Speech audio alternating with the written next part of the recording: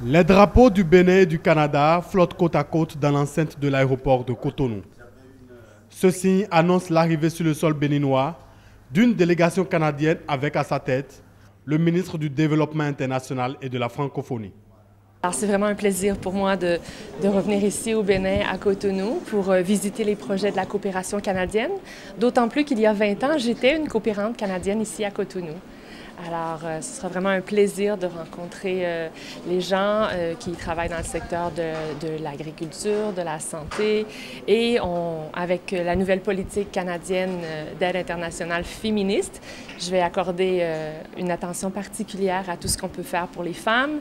La visite de Mme Bibeau sera l'occasion pour elle et moi de revisiter l'ensemble des projets qui sont en cours, des programmes qui sont en cours dans le cadre de notre coopération.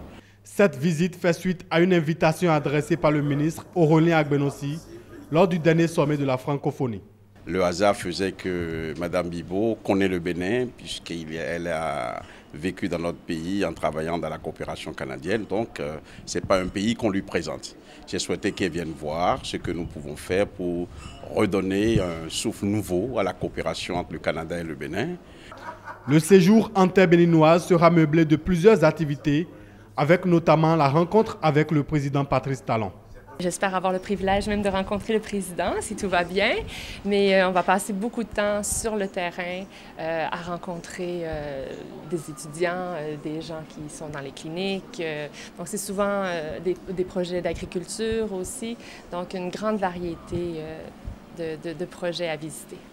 Un moment important sera sa rencontre avec le président de la République qui lui dira selon quel mode nous fonctionnons maintenant au Bénin et tout cela dans l'esprit d'une redynamisation de nos relations avec ce grand pays qu'est le Canada.